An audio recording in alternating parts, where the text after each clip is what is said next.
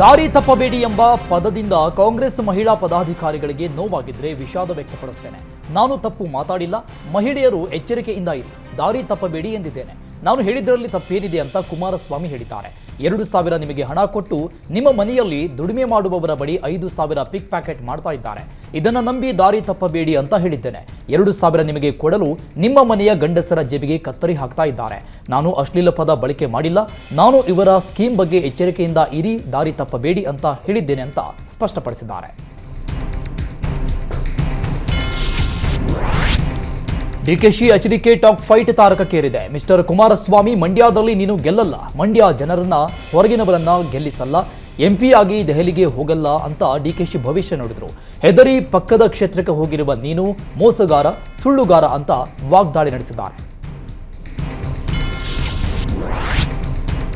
ಒಕ್ಕಲಿಗ ದಿಗ್ಗಜ ನಾಯಕರ ಮಧ್ಯೆ ಆಸ್ತಿ ವಾರ್ ನಡೀತಾ ಇದೆ. ಆಸ್ತಿ ಕುರಿತ ಬಹಿರಂಗ ಚರ್ಚೆ ನಡೆಸುವಂತೆ ಎಚ್ಡಿಕೆಗೆ ಡಿಕೆಶಿ ಪಂಥಾಹ್ವಾನ ಕೊಟ್ಟಿದ್ದಾರೆ.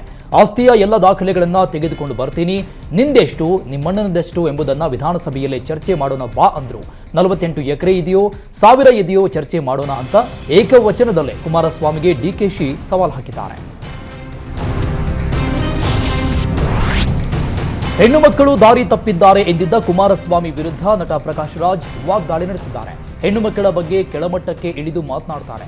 ಇವರಿಗೆ ನಾಚಿಕೆ ಮಾನ ಮರ್ಯಾದೆ ಇಲ್ಲವೇ ಅಂತ ಪ್ರಶ್ನೆ ಮಾಡಿದ್ರು. ಈ ಚುನಾವಣೆಯಲ್ಲಿ ಸರಿಯಾದ ಮಗ ಯಾರು, ಕಳ್ಳನನ್ನ ಮಗ ಯಾರು ಅಂತ ಜಿಲ್ಲೆ ಜನರು ನಿರ್ಧಾರ ಮಾಡ್ತಾರೆ ಅಂತ ಹೇಳಿದ್ದಾರೆ. ಲೋಕಸಭಾ ಚುನಾವಣೆ ಹೊತ್ತಲ್ಲೇ ಡಿಸಿಎಂ ಡಿಕೆಶಿ ಮುಂದಿನ ಸಿಎಂ ಚರ್ಚೆ ಹುಟ್ಟು ಹಾಕಿದ್ದಾರೆ. ಒಕ್ಕಲಿಗರ ಸಭೆಯಲ್ಲಿ ಮಾತನಾಡಿದ ಡಿಕೆಶಿ ಪರೋಕ್ಷವಾಗಿ ಮುಂದಿನ ದಿನಗಳಲ್ಲಿ ನಾನೇ ಮುಖ್ಯಮಂತ್ರಿ ಎಂಬಂತೆ ಮಾತನಾಡಿದ್ದಾರೆ. ದೆಹಲಿಯಲ್ಲಿ ಏನು ಆಗಬೇಕು ಅದು ತೀರ್ಮಾನ ಆಗಿದೆ ಎನ್ನುತ್ತಾ ಡಿಸಿಎಂ ಡಿಕೆ ಶಿವಕುಮಾರ್ ಪರೋಕ್ಷವಾಗಿ ಸಿಎಂ ಸ್ಥಾನ ಸಿಗುತ್ತೆ ಅಂತ ಹೇಳಿದ್ದಾರೆ. ಡಿಕೆ ಶಿವಕುಮಾರ್ ಅವರು ಬಿಚ್ಚಿಟ್ಟ ದೆಹಲಿ ಮಾತುಕತೆ ರಹಸ್ಯ, ಒಕ್ಕಲಿಗ ತಂತ್ರ ಹಾಗೂ ಅವರ ರಾಜಕೀಯ ಸೂತ್ರ ಕಾಂಗ್ರೆಸ್ ಪಾಳೆಯದಲ್ಲಿ ತೀವ್ರ ಸಂಚಲನ ಸೃಷ್ಟಿ ಮಾಡಿದೆ.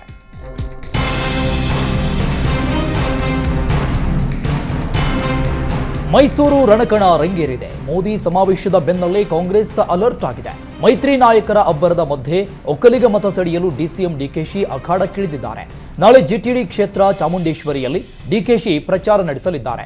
ಜಿಟಿ ದೇವೇಗೌಡರ ನೆಲದಲ್ಲಿ ಒಕ್ಕಲಿಗ ಮತ ಸೆಳೆಯಲು ಡಿಕೆಶಿ ಪ್ರಯತ್ನ ನಡೆಸಿದ್ದಾರೆ.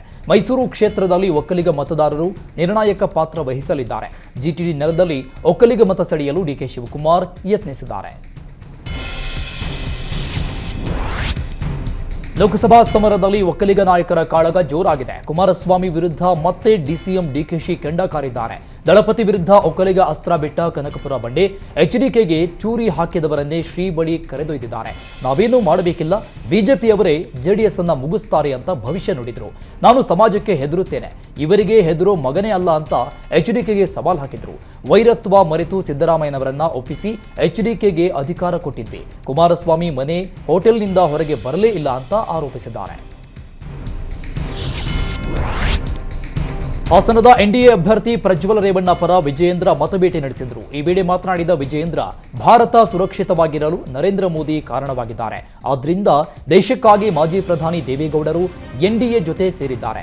ಇದು ಕೇವಲ 2 ರಾಜಕೀಯ ಪಕ್ಷದ ನಡುವಿನ ಚುನಾವಣೆ ಅಲ್ಲ, ಇದು ನಮ್ಮ ಹೆಮ್ಮೆಯ ಮೋದಿಯನ್ನ ಮತ್ತೆ ಪ್ರಧಾನಿ ಮಾಡುವ ಚುನಾವಣೆಯಾಗಿದೆ ಅಂದರು. ಬಡತನ ನಿರ್ಮೂಲನೆ ನಾಟಕ ಮುಗಿದಿದೆ, ಈಗ ಗ್ಯಾರಂಟಿ ನಾಟಕ ಶುರುವಾಗಿದೆ. ಈ ಸರ್ಕಾರ ಬಂದ ಬಳಿಕ ಕಿಸಾನ್ ಸಮ್ಮಾನ್ ಯೋಜನೆಯ 4,000 ಹಣ ನಿಲ್ಲಿಸಿದ್ದಾರೆ ಅಂತ ಆರೋಪಿಸಿದ್ದಾರೆ. ಬೆಂಗಳೂರು ಗ್ರಾಮಾಂತರ ಲೋಕಸಭೆ ಕ್ಷೇತ್ರದ ಕಾಂಗ್ರೆಸ್ ಅಭ್ಯರ್ಥಿ ಡಿಕೆ ಸುರೇಶ್ ಕುಣಿಗಲ್ ತಾಲೂಕಲ್ಲಿ ಭರ್ಜರಿ ಪ್ರಚಾರ ನಡೆಸಿದರು.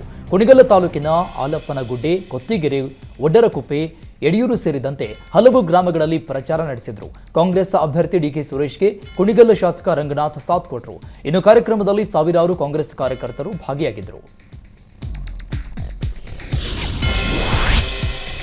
ಶಿವಮೊಗ್ಗ ಬಿಜೆಪಿ ಅಭ್ಯರ್ಥಿ ರಾಘವೇಂದ್ರ ಭದ್ರಾವತಿ ತಾಲೂಕಿನ ಕಲ್ಲಿಹಾಳ್ ತಟ್ಟಿಹಳ್ಳಿ ಗ್ರಾಮದಲ್ಲಿ ಪ್ರಚಾರ ನಡೆಸಿದರು. ಈ ವೇಳೆ ಗ್ರಾಮದಲ್ಲಿ ಹಣ ಸಂಗ್ರಹಿಸಿದ್ದ 5,000 ಹಣವನ್ನ ರಾಘವೇಂದ್ರಗೆ ಕೊಟ್ಟರು. ಮಹಿಳೆಯರಿಂದ ಪಡೆದ ಠೇವಣಿ ಹಣವನ್ನ ನಾಮಪತ್ರ ಸಲ್ಲಿಕೆ ವೇಳೆ ಚುನಾವಣಾ ಡೆಪಾಸಿಟ್ ಆಗಿ ರಾಘವೇಂದ್ರ ನೀಡಲಿದ್ದಾರೆ.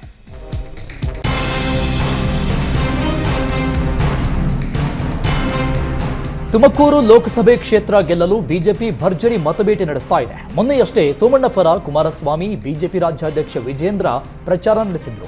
ದೇವೇಗೌಡರು ಸೋಮಣ್ಣ ಪರ ಪ್ರಚಾರ ನಡೆಸಿದ್ರು. ಶಿಷ್ಯನ ಗೆಲುವಿಗೆ ಪಣತೊಟ್ಟ ದೊಡ್ಡಗೌಡರು ಇಡೀ ದಿನ ಸೋಮಣ್ಣ ಪರ ಮತಯಾಚಿಸಲಿದ್ದಾರೆ. ಗೃಹ ಸಚಿವ ಪರಮೇಶ್ವರ ಸ್ವಕ್ಷೇತ್ರದಲ್ಲಿ ಕ್ಯಾಂಪೇನ್ ನಡೆಸಿದ್ದು, ಸದ್ಯ ತುಮಕೂರು ನಗರದ ಕುಂಚಿಟಿಗ ಸಮುದಾಯ ಭವನದಲ್ಲಿ ಪ್ರಚಾರ ಸಭೆ ನಡೆಸ್ತಾ ಇದ್ದಾರೆ. ಮೋದಿ ಅಬ್ಬರದ ಮಧ್ಯೆ ರಾಹುಲ್ ಗಾಂಧಿ ರಾಜ್ಯಕ್ಕೆ ಬರುವ ಡೇಟ್ ಫಿಕ್ಸ್ ಆಗಿದೆ. ಏಪ್ರಿಲ್ 17ರಂದು ಕೋಲಾರದಲ್ಲಿ ರಾಹುಲ್ ಗಾಂಧಿ ಬೃಹತ್ ಸಮಾವೇಶ ನಡೆಸಲಿದ್ದಾರೆ. ಕೋಲಾರ ನಾಯಕರ ಭಿನ್ನಮತದ ನಡುವೆಯೂ ಸಮಾವೇಶ ನಡೀತಾ ಇದ್ದು, ಶತಾಯಗತಾಯವಾಗಿ ಕೋಲಾರ ವಶಕ್ಕೆ ಪಡೆಯಲು ಕಾಂಗ್ರೆಸ್ ಪ್ಲಾನ್ ಮಾಡಿಕೊಂಡಿದೆ.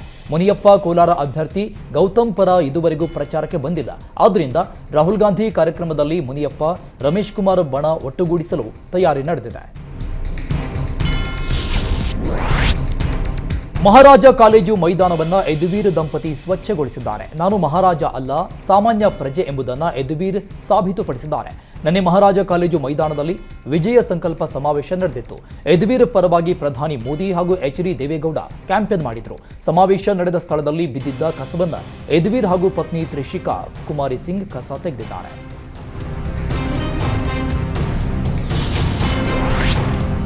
ಗೂಂಡಾಗಳ ಮೂಲಕ ನನ್ನ ಹತ್ಯೆಗೆ ಪ್ರಚೋದನೆ ನೀಡಿದ್ದಾರೆಂದು ಆರೋಪಿಸಿ ಸಚಿವೆ ಹೆಬ್ಬಾಳ್ಕರ್ ವಿರುದ್ಧ ಮಾಜಿ ಶಾಸಕ ಸಂಜಯ್ ಪಾಟೀಲ್ ದೂರು ಕೊಟ್ಟಿದ್ದಾರೆ. ಸಚಿವೆ ಲಕ್ಷ್ಮೀ ಹೆಬ್ಬಾಳ್ಕರ್ ತಮ್ಮ ಅಧಿಕಾರ ದುರುಪಯೋಗ ಪಡಿಸಿಕೊಂಡು 100ಕ್ಕೂ ಅಧಿಕ ಗೂಂಡಾಗಳ ಮೂಲಕ ನನ್ನ ಹತ್ಯೆಗೆ ಯತ್ನಿಸಿದ್ದಾರೆ. ಅವಾಚ್ಯ ಶಬ್ದಗಳಿಂದ ನಿಂದಿಸಿ ನನಗೆ ಜೀವ ಬೆದರಿಕೆ ಹಾಕಿದ್ದಾರೆ. ಗಾಜಿನ ಬಾಟಲ್, ಕಲ್ಲುಗಳನ್ನು ಹಿಡಿದು ಮನೆಯೊಳಗೆ ನುಗ್ಗಲು ಯತ್ನಿಸಿ ಬೆಲೆ ಬಾಳುವ ವಸ್ತುಗಳನ್ನು ನಾಶ ಮಾಡಿದ್ದಾರೆ. ಇದಕ್ಕೆಲ್ಲ ನೇರವಾಗಿ ಸಚಿವೆ ಲಕ್ಷ್ಮೀ ಹೆಬ್ಬಾಳ್ಕರ್ ಪ್ರಚೋದನೆ ನೀಡಿದ್ದಾರೆ. ಹೀಗಾಗಿ ಪ್ರಚೋದನೆ ನೀಡಿದವರು ಮತ್ತು ನನ್ನ ಕೊಲೆಗೆ ಯತ್ನಿಸಿದವರ ವಿರುದ್ಧ ಕ್ರಮ ಕೈಗೊಳ್ಳಬೇಕು ಅಂತ ಬೆಳಗಾವಿ ಶಹಾಪುರ ಪೊಲೀಸ್ ಠಾಣೆಯಲ್ಲಿ ಕೊಟ್ಟ ದೂರಲ್ಲಿ ಮಾಜಿ ಶಾಸಕ ಸಂಜಯ್ ಪಾಟೀಲ್ ಉಲ್ಲೇಖಿಸಿದ್ದಾರೆ. ವಿವೇಕ್ ಹೆಬ್ಬಾರ್ ಕಾಂಗ್ರೆಸ್ ಸೇರ್ಪಡೆಗೆ ಆರ್.ವಿ. ದೇಶಪಾಂಡೆ ಕಿಡಿಕಾರಿದ್ದಾರೆ. ಮೂಲ ಹಾಗೂ ವಲಸಿಗರ ನಡುವಿನ ಮುಸುಕಿನ ಗುದ್ದಾಟ ಶುರುವಾಗಿದೆ.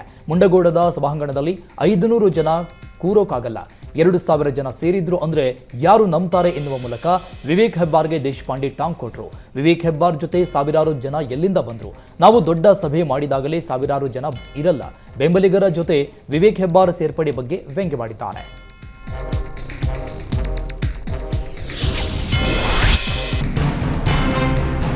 ಹಾವೇರಿ ಲೋಕಸಭಾ ಕ್ಷೇತ್ರದ ಕಾಂಗ್ರೆಸ್ ಅಭ್ಯರ್ಥಿ ಆನಂದ ಸ್ವಾಮಿ ಗಡ್ಡದೇವರಮಠ ನಾಮಿನೇಷನ್ ಫೈನಲ್ ಮಾಡಿದ್ದಾರೆ. ಕುಟುಂಬ ಸಮೇತ ಆಗಮಿಸಿದ ಆನಂದ ಗಡ್ಡದೇವರಮಠ ಚುನಾವಣಾಧಿಕಾರಿ ರಘುನಂದ ಮೂರ್ತಿಗೆ ನಾಮಪತ್ರ ಸಲ್ಲಿಸಿದರು. ಆನಂದ ಸ್ವಾಮಿ ಗಡ್ಡದೇವರಮಠಕ್ಕೆ ಶಾಸಕ ಬಸವರಾಜ ಶಿವಣ್ಣನವರ್, ಕಾಂಗ್ರೆಸ್ ಜಿಲ್ಲಾಧ್ಯಕ್ಷ ಸಂಜೀವ್ ಕುಮಾರ್ ನಿರಲಗಿ, ಸ್ಥಳೀಯ ಮುಖಂಡರು ಸಾಥ್ ಕೊಟ್ಟರು. ಚಿತ್ರದುರ್ಗ ಉಸ್ತುವಾರಿ ಸಚಿವ ಡಿ ಸುಧಾಕರ್ ವಿರುದ್ಧ ನೀತಿ ಸಂಹಿತೆ ಉಲ್ಲಂಘನೆ ಆರೋಪ ಕೇಳಿಬಂದಿದೆ. ನಾಯಕನಹಟ್ಟಿ ತಳುಕು ಭಾಗದಲ್ಲಿ 70,000 ಲೀಡ್ ಕೊಟ್ಟರೆ ಸಿಎಂ ಜೊತೆ ಮಾತಾಡಿ 25 ಕೋಟಿ ರೂಪಾಯಿ ವಿಶೇಷ ಅನುದಾನ ಕೊಡಿಸುತ್ತೇನೆ ಅಂತ ಘೋಷಿಸಿದರು. ವಿಶೇಷ ಅನುದಾನದ ಭರವಸೆ ನೀಡಿ ನೀತಿ ಸಂಹಿತೆ ಉಲ್ಲಂಘನೆ ಮಾಡಿದ್ದಾರೆ. ಮೋದಿ, ಅಮಿತ್ ಶಾ ಬಂದು ಹೇಳಿದ್ರೂ ಸ್ಪರ್ಧೆಯಿಂದ ಹಿಂದೆ ಸರಿಯಲ್ಲ ಅಂತ ಈಶ್ವರಪ್ಪ ಹೇಳಿದ್ದಾರೆ. ಬಹಳ ರಾಜ್ಯಗಳಿಗೆ ನಾನು ರಾಜ್ಯಪಾಲನಾಗಿ ಹೋಗಿ ಬಂದಾಯಿತು, ನನ್ನ ಮಗನಿಗೆ ಎಂಪಿ ಸ್ಥಾನ ಕೊಟ್ಟಾಯಿತು ಅಂತ ಹೈಕಮಾಂಡ್ ವಿರುದ್ಧ ವ್ಯಂಗ್ಯವಾಡಿದ್ರು. ಬಿಜೆಪಿ ಕಾಂಗ್ರೆಸ್ಗೆ ನನ್ನ ಸ್ಪರ್ಧೆ ಹೆದರಿಕೆ ಮೂಡಿಸಿದೆ. ಯುವ ಶಕ್ತಿ, ನಾರಿ ಶಕ್ತಿ, ರೈತ ಶಕ್ತಿ ನನ್ನ ಜೊತೆ ಇದೆ ಅಂತ ಈಶ್ವರಪ್ಪ ಹೇಳಿದ್ದಾರೆ. ದಾಖಲೆ ಇಲ್ಲದೆ ಸಾಗಿಸುತ್ತಿದ್ದ 10 ಲಕ್ಷಕ್ಕೂ ಅಧಿಕ ಹಣವನ್ನು ಬಾಗಲಕೋಟೆ ಜಿಲ್ಲೆಯ ನಾಯನೇಗಲಿ ಚೆಕ್ ಪೋಸ್ಟ್ನಲ್ಲಿ ವಶಕ್ಕೆ ಪಡೆಯಲಾಗಿದೆ. ಗೂಡ್ಸ್ ವಾಹನದಲ್ಲಿ ಹಣ ಕೊಂಡೊಯ್ತಾ ಇದ್ದ ವೇಳೆ ಎಸ್ಎಸ್ಟಿ ಟೀಮ್ ಮತ್ತು ಪೊಲೀಸರ ನೇತೃತ್ವದಲ್ಲಿ ತಪಾಸಣೆ ನಡೆಸಿದಾಗ ವಿಷಯ ತಿಳಿದು ಬಂದಿದೆ. ದಾಖಲೆ ಇಲ್ಲದೆ ಸಾಗಿಸುತ್ತಿದ್ದ 2.90 ಕೋಟಿಯನ್ನ ಬೊಮ್ಮಸಂದ್ರ ಇಂಡಸ್ಟ್ರಿಯಲ್ ಏರಿಯಾ ಚುನಾವಣೆ ಚೆಕ್ ಪೋಸ್ಟ್ನಲ್ಲಿ ವಶಕ್ಕೆ ಪಡೆಯಲಾಗಿದೆ. ಸಿಎಂಸಿ ಏಜೆನ್ಸಿಯಿಂದ ಸಾಗಿಸುತ್ತಿದ್ದ ವಾಹನವನ್ನು ವಶಕ್ಕೆ ಪಡೆದು ಹೆಬ್ಬಗೋಡಿ ಠಾಣೆಗೆ ಕರೆದೊಯ್ಯಲಾಯಿತು. ಚುನಾವಣಾಧಿಕಾರಿಗಳು ಹಾಗೂ ಪೊಲೀಸರ ತಪಾಸಣೆ ವೇಳೆ ದಾಖಲೆ ಇಲ್ಲದಕ್ಕೆ ಹಣದ ಜೊತೆ ವಾಹನವನ್ನು ಸೀಸ್ ಮಾಡಲಾಗಿದೆ.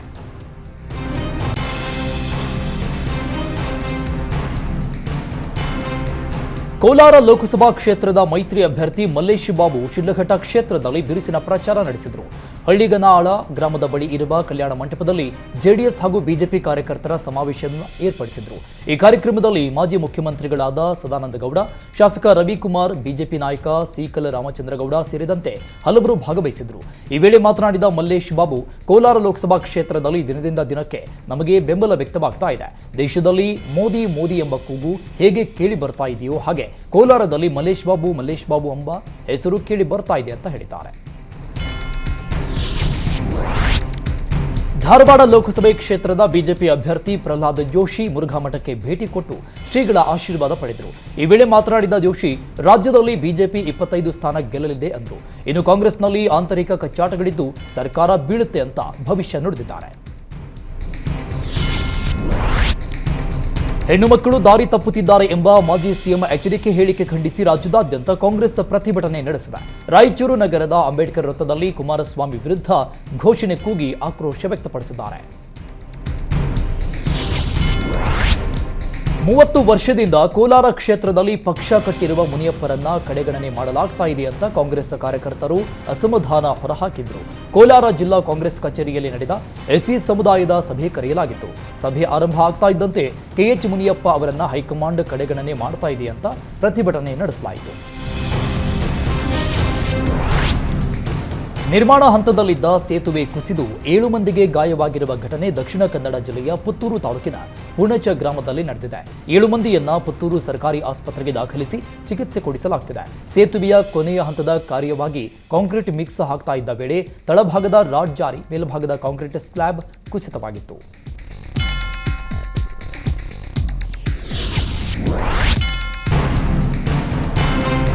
ಮರಳಿನ ಟ್ರ್ಯಾಕ್ಟರ್ ಓವರ್ಟೇಕ್ ಮಾಡುವಾಗ ಪೊಲೀಸ್ ವಾಹನ ಪಲ್ಟಿಯಾದ ಘಟನೆ ರಾಯಚೂರು ಜಿಲ್ಲೆ ಸಿಂಧನೂರು ತಾಲೂಕಿನ ರೈತನಗರ ಕ್ಯಾಂಪ್ ಬಳಿ ನಡೆದಿದೆ. 2 ಕಾನ್ಸ್ಟೇಬಲ್ಗಳಿಗೆ ಗಾಯವಾಗಿದ್ದು ಸ್ಥಳೀಯ ಆಸ್ಪತ್ರೆಯಲ್ಲಿ ಚಿಕಿತ್ಸೆ ಪಡಿತಾ ಇದ್ದಾರೆ. ಸಿಂಧನೂರು ಟ್ರಾಫಿಕ್ ಪೊಲೀಸ್ ಠಾಣೆಯಲ್ಲಿ ಪ್ರಕರಣ ದಾಖಲಾಗಿದೆ. ಇಂದಿನಿಂದ ವಿಶ್ವವಿಖ್ಯಾತ ಐತಿಹಾಸಿಕ ಕರಗ ಉತ್ಸವವನ್ನು ವಿಜೃಂಭಣೆಯಿಂದ ಆಚರಿಸಲಾಗುತ್ತದೆ. ದ್ರೌಪದಿ ದೇವಿಯ ಕರಗ ಮಹೋತ್ಸವಕ್ಕೆ ಭರ್ಜರಿ ಸಿದ್ಧತೆಯನ್ನು ನಡೆಸಲಾಗಿದೆ. ಏಪ್ರಿಲ್ 23ರ ಚೈತ್ರ ಮಾಸದ ಪೂರ್ಣಿಮೆಯಂದು ದ್ರೌಪದಿ ದೇವಿಯ ಹೂವಿನ ಕರಗ ಜರುಗಲಿದೆ. ಈ ಬಾರಿಯೂ ಜ್ಞಾನೇಂದ್ರ ಅವರೇ ಕರಗ ಹೊರಲಿದ್ದಾರೆ. ಇಂದು ರಾತ್ರಿ 10ಕ್ಕೆ ರಥೋತ್ಸವ ಹಾಗೂ ಧ್ವಜಾರೋಹಣ ನೆರವೇರಲಿದೆ. ಏಪ್ರಿಲ್ 16ರಿಂದ 19ರವರೆಗೂ ಪ್ರತಿದಿನ ವಿಶೇಷ ಪೂಜೆ ಮಾಡಲಾಗುತ್ತೆ. ಏಪ್ರಿಲ್ 21ಕ್ಕೆ ಹಸಿ ಕರಗ ಆಯೋಜಿಸಲಾಗುತ್ತೆ.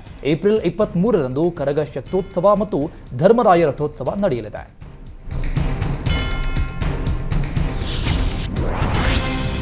ಮುಂಬರುವ ಲೋಕಸಭೆ ಚುನಾವಣೆ ನಂತರ ಸಂಸತ್ತಿನಲ್ಲಿ ಕೇರಳ ರಾಜ್ಯದ ಧ್ವನಿ ಸಂಸತ್ನಲ್ಲಿ ಕೇಳುತ್ತದೆ ಅಂತ ಪ್ರಧಾನಿ ನರೇಂದ್ರ ಮೋದಿ ಕೇರಳರಿಗೆ ಭರವಸೆ ಕೊಟ್ಟಿದ್ದಾರೆ.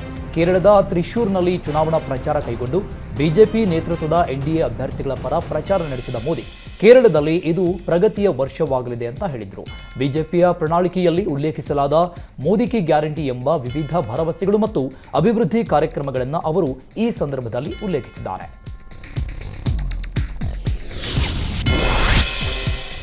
ವಯನಾಡ್ ಲೋಕಸಭಾ ಕ್ಷೇತ್ರದ ಅಭ್ಯರ್ಥಿ ರಾಹುಲ್ ಗಾಂಧಿ ಪ್ರಧಾನಿ ಮೋದಿ ವಿರುದ್ಧ ಕಿಡಿಕಾರಿದ್ದಾರೆ. ಪ್ರಧಾನಿ ಒಂದು ದೇಶ ಒಂದು ಭಾಷೆ ಒಬ್ಬರೇ ನಾಯಕ ಎಂದು ಹೇಳ್ತಾ ಇದ್ದಾರೆಂದು ಆರೋಪಿಸಿದ್ದಾರೆ. ಭಾಷೆ ಎಂಬುದು ಹೇರಿಕೆ ಮಾಡುವುದಲ್ಲ, ಬದಲಾಗಿ ವ್ಯಕ್ತಿಯ ಹೃದಯದ ಒಳಗಿಂದ ಹುಟ್ಟುತ್ತದೆ. ಭಾರತಕ್ಕೆ ಒಬ್ಬನೇ ನಾಯಕ ಇರಬೇಕೆಂಬ ಈ ಕಲ್ಪನೆಯು ಪ್ರತಿಯೊಬ್ಬ ಭಾರತೀಯ ಯುವಕನಿಗೆ ಮಾಡಿದ ಅವಮಾನವಾಗಿದೆ ಎಂದರು.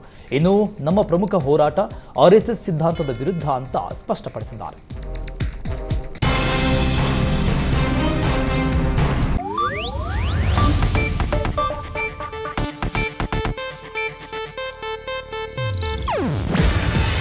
ಇದು ಏಷ್ಯಾನೆಟ್ ನ್ಯೂಸ್ ನೆಟ್ವರ್ಕ್ ಪ್ರಸ್ತುತಿ. ನೀವು ನೋಡ್ತಿದ್ದೀರಾ ಏಷ್ಯಾನೆಟ್ ಸುವರ್ಣ ನ್ಯೂಸ್.